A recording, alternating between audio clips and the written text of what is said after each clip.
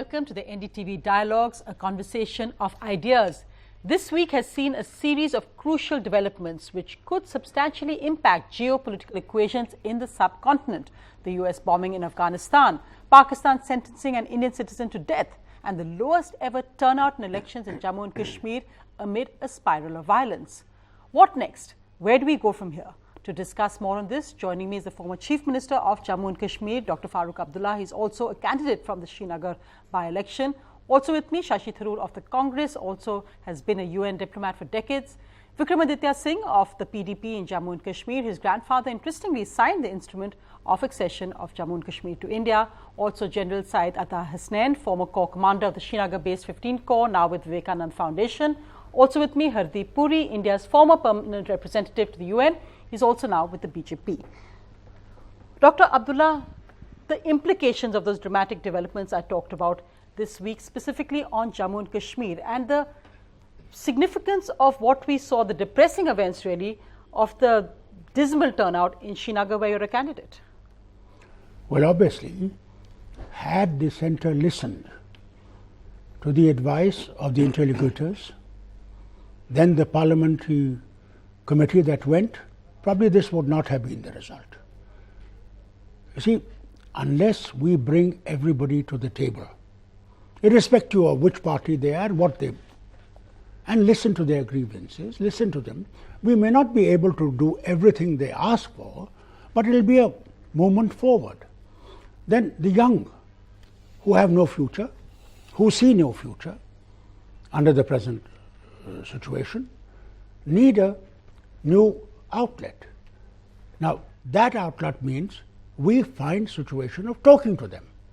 Now, this was one of the recommendations that the parliamentary committee made 2 years ago, that we should talk to these young people. Nothing happened. Now, therefore, we have to start somewhere. But Dr. Abdullah, are you talking more today as a political candidate? I mean, some of your statements in the recent weeks, No, it's not a political candidate. So I was just going to say, as a senior leader, the fact that you said, stone pelters are also nationalists, they're also fighting for the nation. Today you said that stone pelters are often government paid. Are these statements that inflame the situation rather than settle it? It's not only me. In 2010, Advaniji made a statement saying that the stone pelters are Mufti Saab's creation. So I'm not the one who's saying only this.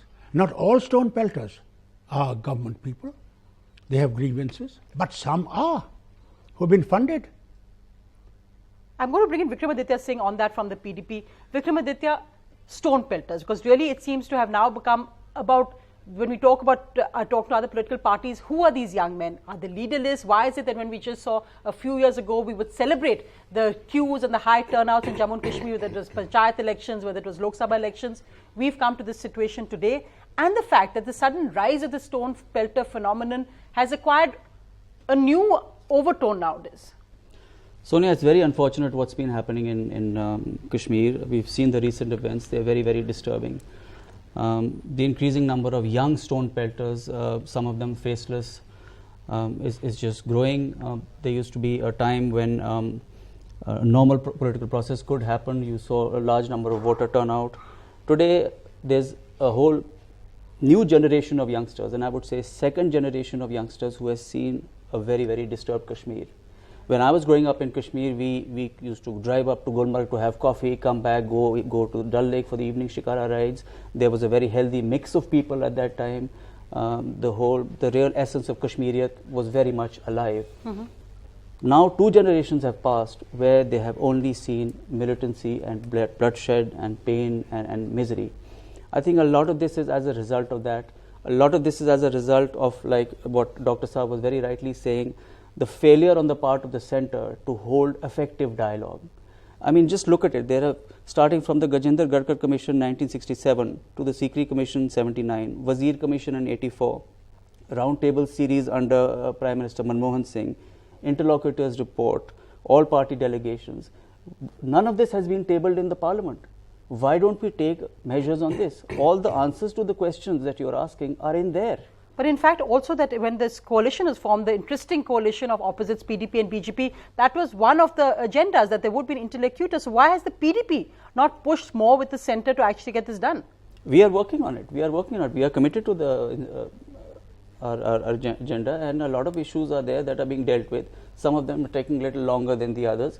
We've also had a series of very unfortunate incidents right from the time that the government has taken over. So one has not really had the time to put it in the public sphere and discuss all of these measures, because it's been one crisis management to the other crisis management. So all of the issues that are mentioned in the agenda of alliance are very much in the making.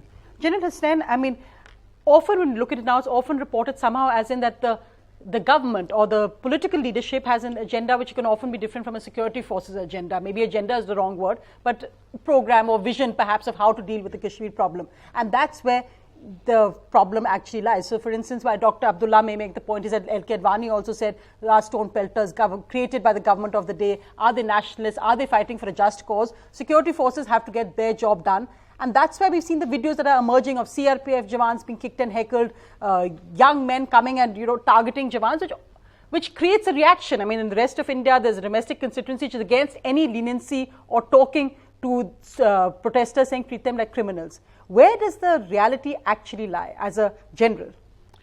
So then the point still remains, security forces are government. Security forces are not outside the government sphere. They work as a part of the government. And right through these last 27, 28 years, you've seen that in bits and pieces how the army in particular has worked over time to bring the situation to a degree of control at different junctures. It happened in 96, that's how the elections took place, and Dr. Abdullah got elected in 96. It happened once again in 99, but once again Kargil set us back. It happened in 2007. We brought it again in 2011, but I think what has been missing each time is the political initiatives as already brought out by our representatives from the political parties here. What I would like to contribute here is that there is a thing called the Unified Command, set up in Dr. Abdullah's time, when he was the Chief Minister, in fact, himself. And the concept of the Unified Command is where all stakeholders come together, discuss these issues, and see how this conflict or this internal proxy conflict, how does it have to pan out? What are our responses going to be? I don't think we have had a unified effort, a sufficiently unified effort towards this end at all. The Unified Command is a great institution. The two corps commanders of 15 and 16 Corps are supposed to be the advisors, security advisors to the Chief Minister. But you will hardly ever find that in the Unified Command you are looking at an end spectrum. You are looking at the end of the whole game. You are only looking at momentary things like working through the winter strategy or the summer strategy and working out small-time deployments of the police, etc. But the larger picture, or the understanding of the larger picture by all stakeholders, that is hardly ever concentrated upon.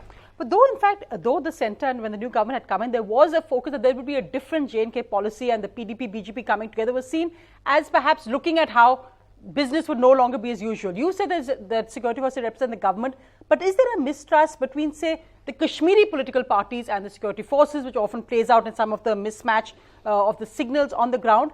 And do you think what we're seeing right now in Kashmir is the same continuation of what we've seen over the last few years, or is there a significant change? You see, as far as the BJP, PDP combine is concerned, there is no doubt that this particular government has not had time.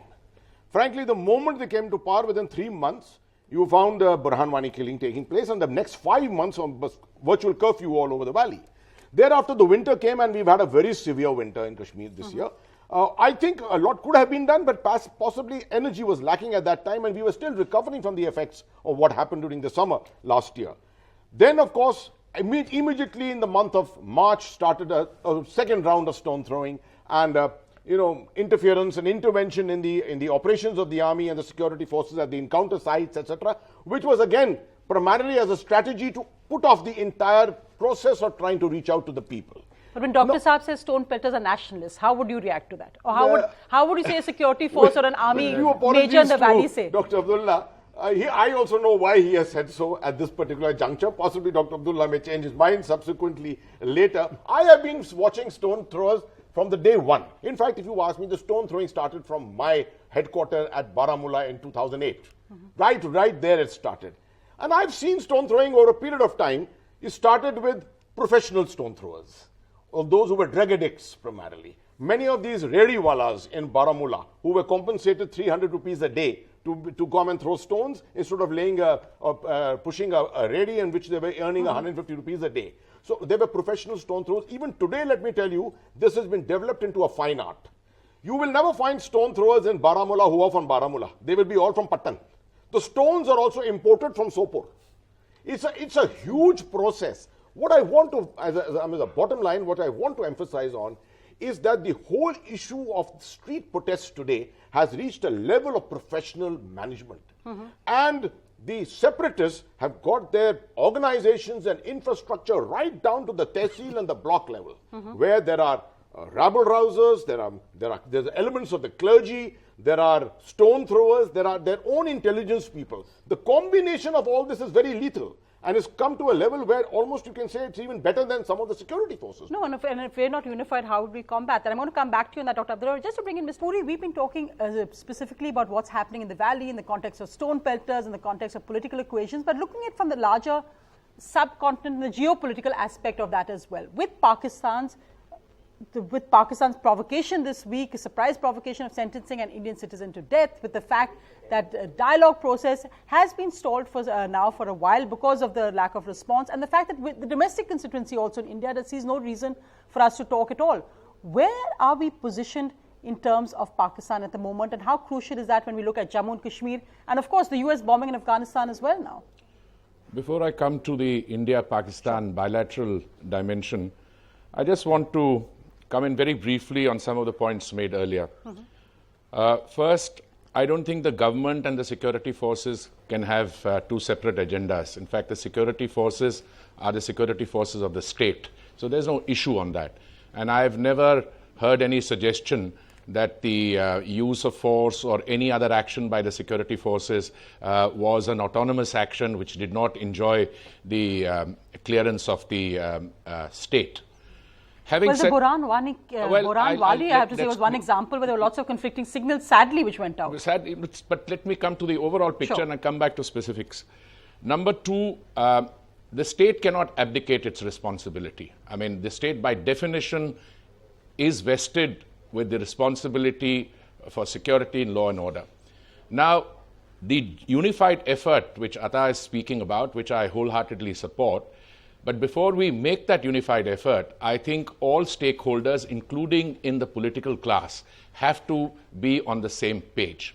Now, Farooq Saab, Dr. Saab makes a very valid point that you need to also speak to the so-called stone pelters. Now, I have a little difficulty with the definition. What is a stone pelter? I don't think these are innocent children who are motivated. These are, I think, misguided elements. And I think, apart from lack of parental control, there is some other motivation which is leading them to burn down police stations, which is leading them to do stone pelting, etc. Now, if you have to use the margin of persuasion, which any state necessarily has to, the question arises, whom do you reach out to use that margin of persuasion? So I personally believe... You don't think the Hurriyat represents that anymore? I'm just coming to that. I personally believe, I'm a very proud member of the BJP, but I speak here as with deep, with anguished introspection as a citizen of India. What would any state system do?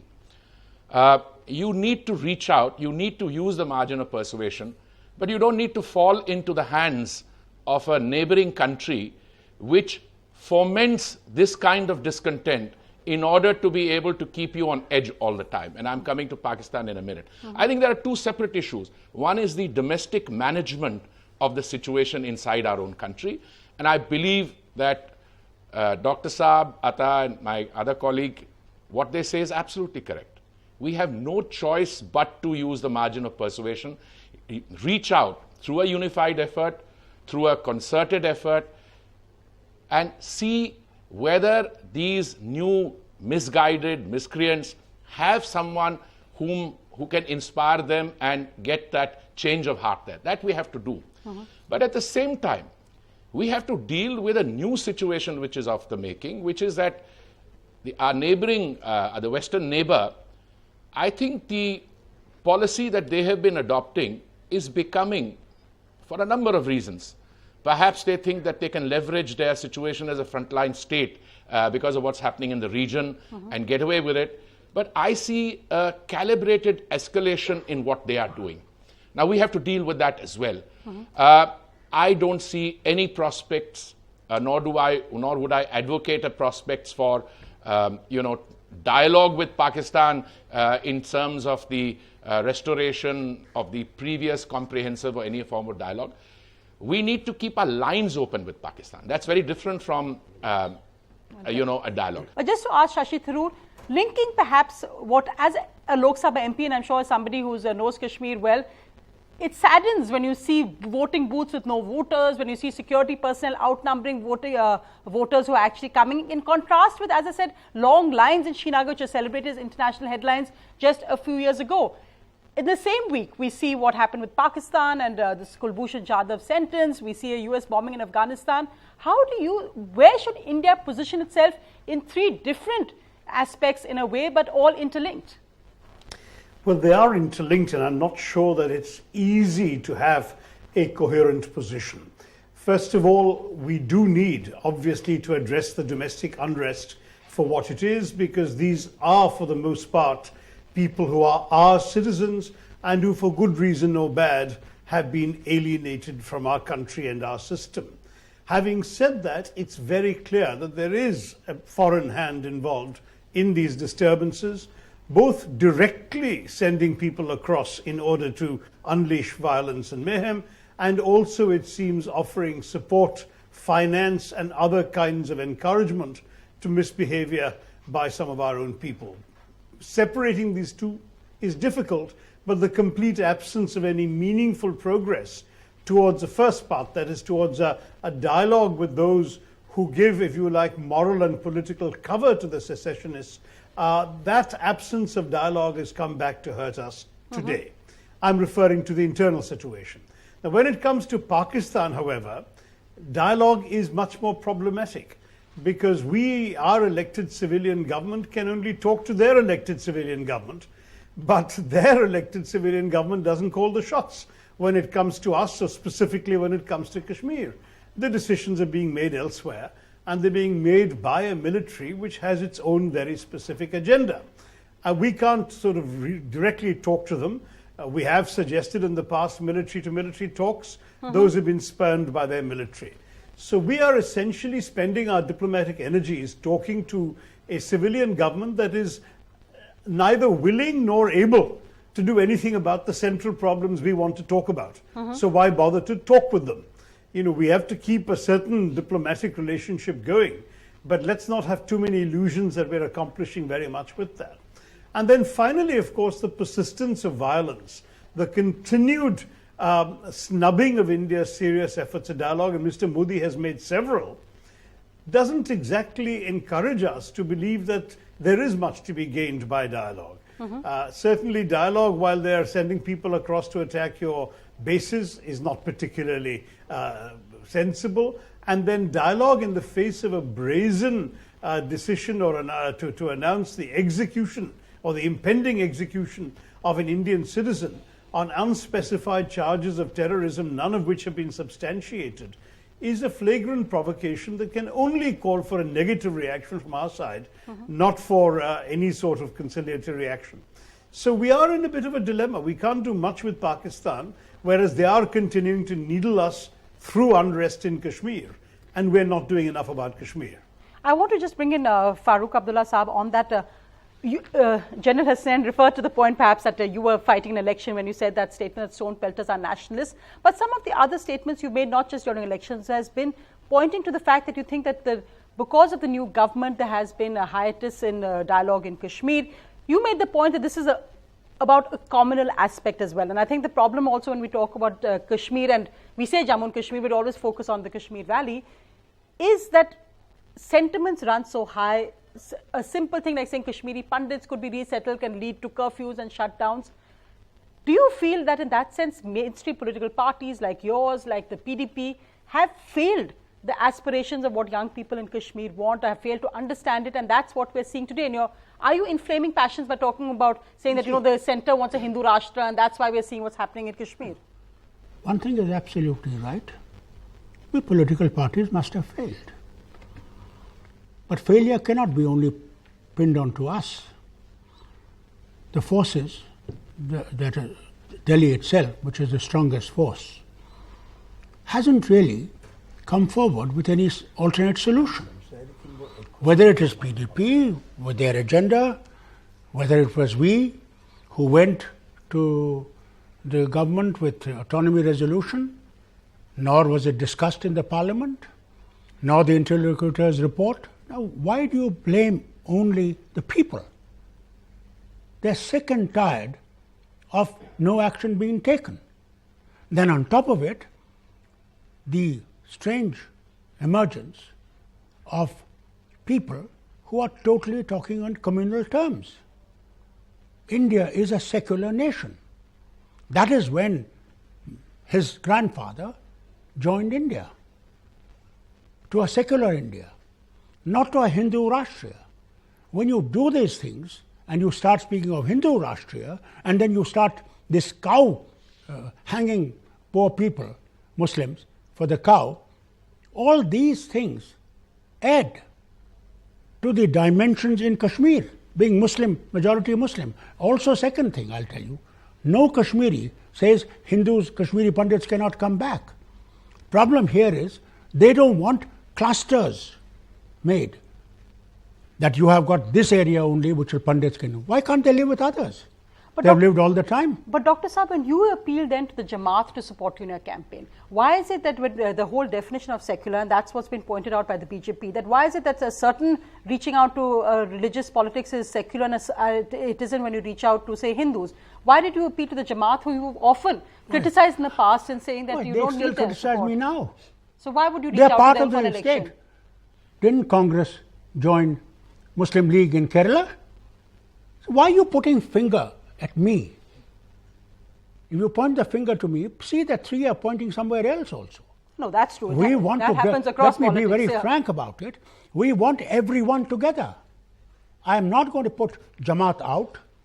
This will, if you want a solution in that state, you have to take everybody together, irrespective of what their thinking is. Because let's get them to a table and find out where can we converge on something. Let me bring in Vikramaditya. Let's not push them to the wall.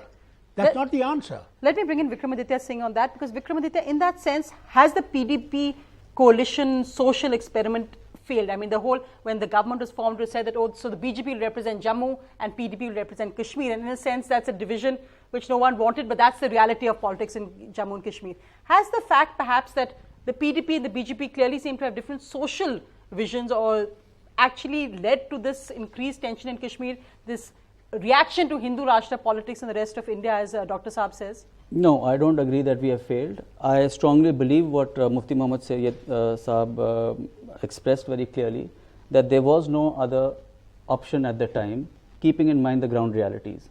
I mean, the fact of the matter is that Jammu clearly voted the BJP in and the Valley voted the PDP in. So how could you have excluded either one of them? The two of them had to come together to form this coalition. Subsequently, we have not had time to deliver results because of various reasons. I will not go into that. But there is one point that I would definitely like to make, carrying forward from what Dr. Saab has just said, that any solution to Kashmir not only has to keep in mind what the people in the valley are thinking, but it also has to very significantly keep in mind what Jammu and Ladakh is thinking.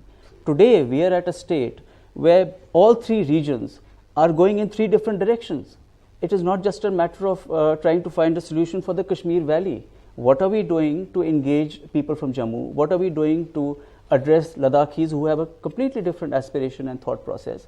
All of this has to be a parallel process to a so-called Kashmir solution, along with the dialogue process with Pakistan. I think this is something that needs to be emphasized over and over again, because it is not just the valley that is at stake. When wars happen, we in Jammu face the brunt of the bombs and the shellings. Ladakh has got its own agenda. They perhaps are looking at a very different equation between the three regions of Jammu and Kashmir. I think this is something that must be addressed and is often ignored. Do you think? Yes, can I come in on yes, this, on the same question? Sonia, I think it's put very well by Vikramaditya. The issue remains that after the last elections, I think there was really no option. because it emerged that there was a political empowerment of Jammu and a political empowerment in Srinagar, PDP and the BJP, and inevitably they had to come together. The problem which has happened is, I think the energy somehow has lacked somewhere. The first 1 year was Mufti Saab, who was in the process of putting things together, and then he unfortunately fell ill. By the time the second government came into being, we lost out about 2 or 3 months in governor's rule, and then the Burhan Wani killing came. So really saying, you haven't seen the optimization of this particular coalition so far in the last 2 years. I give them 4 years, they have much more, they have got with them, and I'm very, very hopeful that this will get energized. Why I'm saying this is exactly the same point which Vikramaditya has said. I think the solution to Kashmir does not lie in Kashmir. It actually lies in Jammu. There is a distinct requirement to go back to Jammu and actually get the people of Jammu to look at Kashmir. They are the ones who are the stakeholders for everything in Kashmir. Right. They understand Kashmir much better than anyone in UP, Karnataka or Kerala. So why not Jammu? Make them look at Srinagar, look at Kashmir, be the main stakeholders, get involved with the people. The people-to-people dialogue between Jammu and Srinagar is the essence of this entire movement, how it is going to go forward. Mr. Puri, why don't you come in on those aspects? Well, I certainly agree that the BJP, PDP is not an experiment, it's an imperative. I mean, that respects the results of the election, but more than that, what other option have you got? But look, I think the name of the game from now onwards has to be engagement internally, looking, identification, using a margin of persuasion, and we cannot in that say that it is the center which has the primary responsibility. I think that would be, to some extent, abdicating responsibility by the other political stakeholders. And I think we should be very careful with words, because we should not stoke flames, because it's, electoral processes have the way of generating heat. And why use the elections in UP as a reference point to what's happening inside J&K? So I would separate the two. But I think that we should now seriously look at what is to be done in terms of, I'm sure the people who are responsible for action at the center, I'm sure they are engaged with that. That's a thought uppermost in their mind. And I'm sure they can unveil the concrete contours of an initiative, but also the actors inside. I think Atta suggests people-to-people interaction with between Jammu and the valley, etc. Look at all these things, but let there be a turning around, because I see a bigger fear that unless we get this under control soon, some of the other developments taking place, like the, those tomahawks into Syria, the mother of all bombs in Afghanistan, the turbulence of at the geopolitical level may spiral out of control. And I think it will be in no one's interest, not certainly in Pakistan's interest, but that's not the discussion we are having. If we get our own act together, we get a much better insurance policy against that regional and global turbulence which is unraveling. Exactly, on the international table. In fact, I just want to bring in Shashi Tharoor on that aspect. Leave the politics aside. This is the time for everyone to perhaps make sensible statements. But interestingly, of course, you just issued a statement saying you won't join the BJP because you don't, in a sense, agree with the politics of the BJP at all. That's not your ideology, even though you may agree with some of their actions or some of the decisions they take. When you look specifically at Kashmir, and I made that point earlier about what's happening to democracy in Kashmir at the international level, something we were proud of, that in a sense has been in tatters when we look at what's happening in Srinagar and now the Anantnag postponement. How would you say, as an Indian politician, we need to actually rebuild the democratic process here? Well, first of all, I must say that I think the BJP-PDP government should have started doing what's being talked about 2 years ago. I'm sorry to say that they've missed an opportunity, and today I doubt very much that they have the credibility left, at least in the Kashmir Valley, to talk to anybody, or that anybody credible would want to talk to them. That's very much the impression I've got from the Kashmiris I've talked to, that there is now a complete and total disillusionment with the BJP-PDP government. The only part of the BJP that still has some credibility because of its presumed national clout is the central government. So that's something that I think has already narrowed our options because of 2 years of inaction on the part of the government in Srinagar. Obviously, there has to be a dialogue with the political representatives of the dissenters, even of the secessionists, even the Hurriyat, whether they're willing to talk, who they're willing to talk to, on what terms they're willing to talk to. I think we do need to find out. When they talk about Azadi, what exactly does it mean? What is it they don't have under the Indian state's democracy that they believe they can get through any other political arrangement? Let's start getting down to nuts and bolts. We're not doing that enough. I do want to agree entirely with the previous speaker's comment. I'm sorry, I'm having some audio challenges as far away as I am in hearing everything.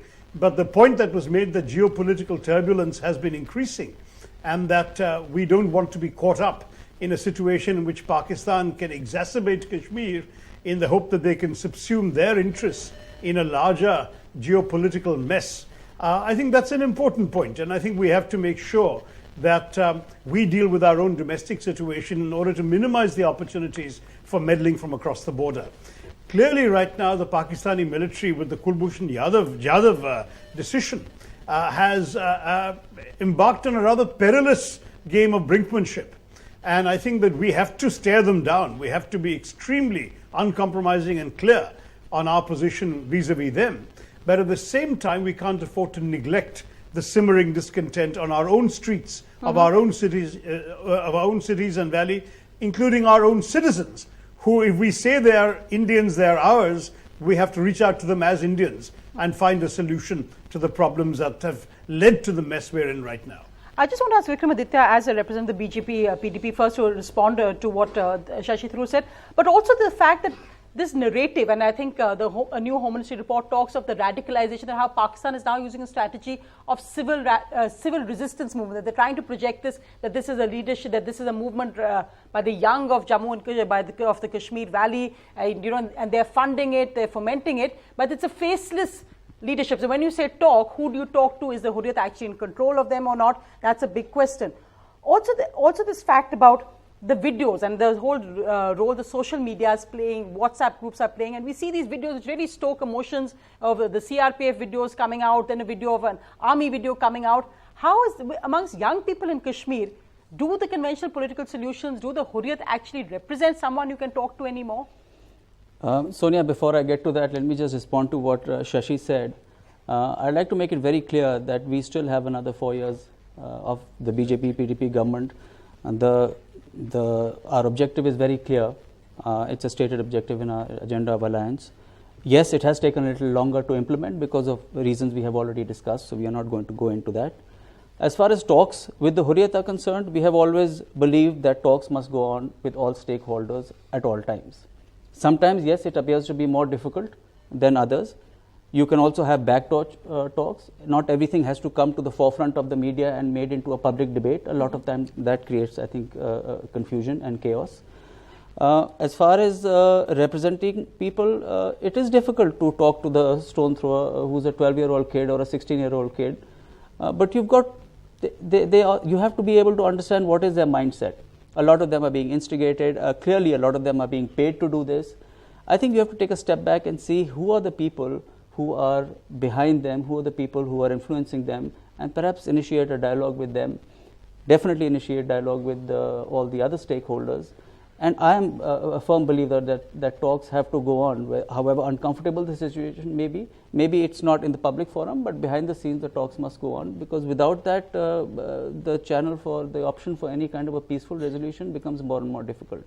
But at the same time, I'd like to once again emphasize that this is only one aspect of the J&K crisis. The rest of the regions, the regional aspirations of the rest of the states have to be taken into account, because what Kashmiris want today, people from Jammu don't want. Let's make that very clear. What we are looking at is not what Ladakh is looking at.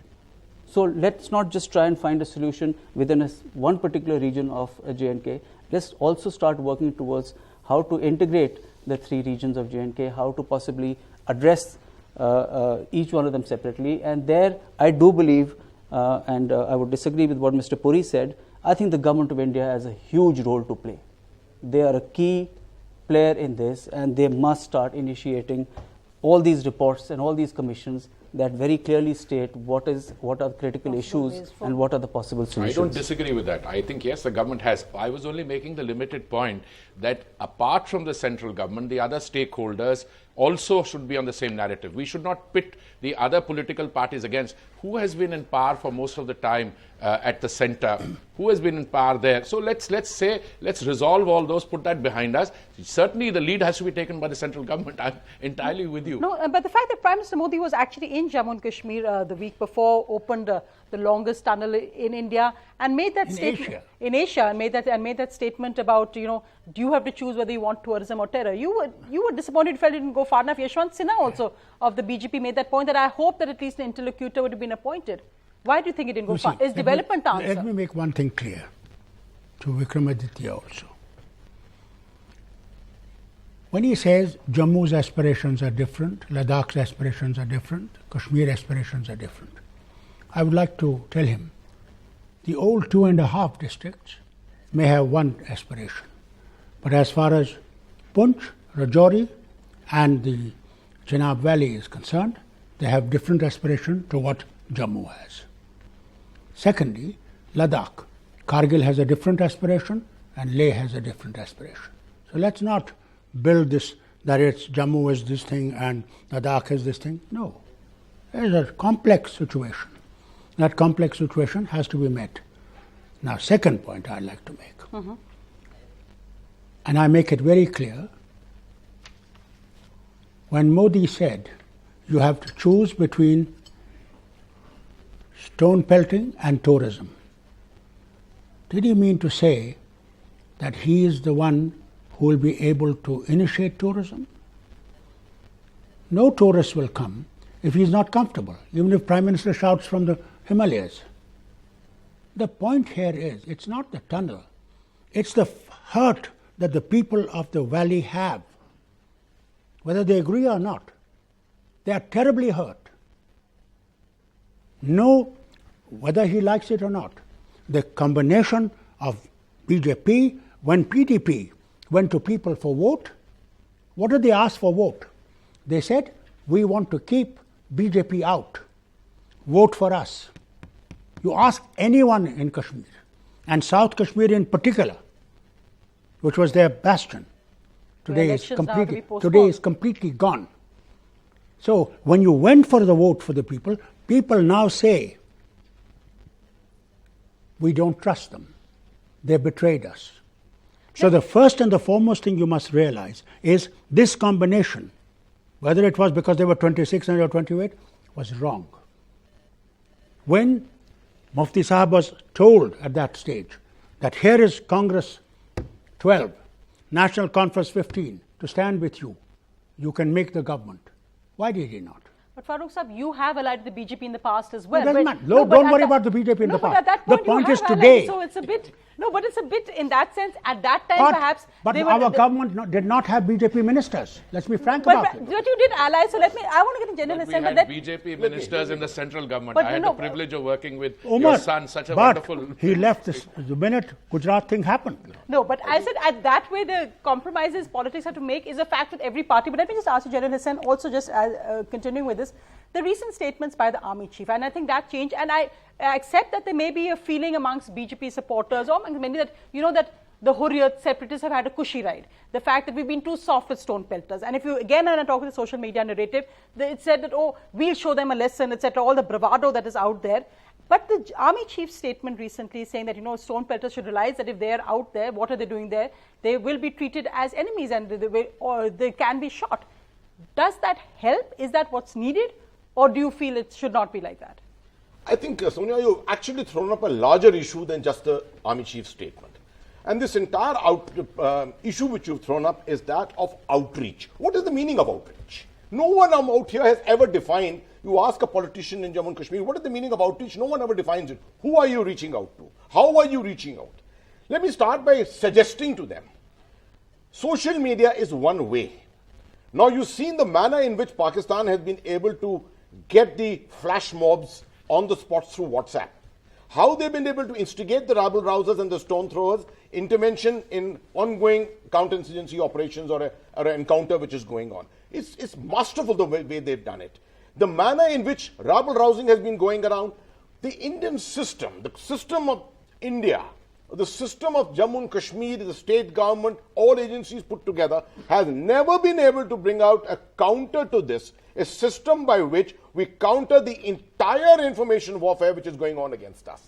The Army Chief's statement was taken out of context completely. Which Army Chief who has suffered 3 casualties and had killed 1 terrorist in an operation in which people with stones have come and intervened in an operation is going to stand back and say, this is acceptable to us? He has to talk up to his troops also. He has to carry his troops along with him also. He has to carry the nation along with him. Remember, the nation is not looking at politicians alone. The nation is very much looking at his soldiers who are delivering. So at the end of the day, the Army Chief is only making a statement to tell them, and they never called them terrorists. He never called them terrorists. He said, I will treat you as overground workers. And Farooq Saab knows very well how we treat overground workers. Right? We maybe register an FIR against them, arrest them, bring them over, carry out a certain interrogation. We don't kill them. But this issue was taken out of context by Pakistan, by rabble-rousers in the valley itself, and put into it as if the Army Chief's statement is something which is going to target the entire people of Jammu and Kashmir. But I'm just going to bring in, interestingly, because on that, Shashi Tharoor, interestingly, this week we've seen that the centre actually wants for AFSPA to make it tougher. And they, in fact, have cited the reasons that we've been talking about, the fact of the increased, say, violence against troops, to say that they need stronger safeguards. AFSPA, again, we've come a long way from a time when we had suggested that AFSPA could actually be lifted from some parts of the valley. We're now asking for it to be stronger, not just in Kashmir, but of course in the northeast as well. And also, final thoughts from you, Dr. Tharoor, that if Pakistan actually goes ahead, and how do we actually look at what kind of international role we would want the community, international community to play in this whole Jadhav situation? India snubbed very strongly, in a sense, Nikki Haley and her comments saying that, that about Kashmir, and that President Trump would be happy to intervene as well. So it's a very delicate tightrope walk that we have to do here. Well, I agree that India has always tended not to want to internationalize our differences with Pakistan. But on this issue, I believe internationalizing Pakistan's misconduct on the Jadhav case is vital, because Pakistan has brazenly violated every tenet of the Vienna Conventions by denying consular access 13 times to Jadhav. They've abducted the citizen of one country in a second country, tried him under a military court in the third, and pronounced a sentence of execution without so much as a defense lawyer of his choice being offered to him. They've tried to torture a confession out of him. This kind of behavior is disgraceful, and it's not just an assault on India, but an assault on the bonds of international law and international diplomatic conventions which tie the whole world together. I believe we have an interest in showing the world that if Pakistan's allowed to get away with this to us, other countries can do the same to other people's citizens, and the entire civilized construct of how the world operates could unravel. And therefore, I believe Pakistan must be brought before the bar of international justice. There is definitely a legal argument we've made against their misbehavior. On top of that, of course, if indeed they go ahead with their threat and execute this poor man, it seems to me that we have to take extremely exemplary steps, including downgrading diplomatic relations and worse, including things that perhaps we can't talk about in a public forum. But we have to make it absolutely clear to Pakistan that there must be a severe price to be paid across the board, diplomatically, legally, economically, politically, in every sort of aspect, for behaving like this, in this manner, with us. If we don't convey that, it'll happen again. Because if they can get away with impunity once, believe me, they'll be doing it more often. Mr. Puri. Well, I would just say that the government has several options, and I think all those options should be explored. There are also possibilities like taking this case to the International Court of Justice. In fact, in addition to what Shashi said, with which I agree almost entirely, today I just came across a piece of news that the Lahore Bar Association of the High Court has suspended the license of the lawyer who was going to represent this gentleman's in the appeal. So even more of a kangaroo trial. The fact that this has been a kangaroo trial, I have had no doubt. But I am amazed at the manner in which Pakistan is self-implicating itself. I mean, there is something called public opinion. I mean, just about anyone who is in a responsible position, including human rights organizations, have commented on the manner. But they are exacerbating that. So I think we should be prepared for the ultimate folly that an irresponsible state can commit. And I agree with what Dr. Saab said earlier in our discussion. And I think, but we have options, and I'm sure the government will exercise those options. Final thoughts, Farooq Saab, also that point I made on AFSPA, because again, I think Omar Abdullah, when he was Chief Minister, really fought to try to get AFSPA lifted. We've seen to have come full circle on that point. Your thoughts on that, and also your thoughts on how the Jadhav issue will play out and how India should react. See, as far as AFSPA is concerned, even the Home Minister, then Chidambaram, wanted this to go in areas which were at that time free of this.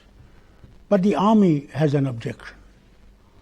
And their objection is that they need a safety for the actions they take. They kill people, they murder people.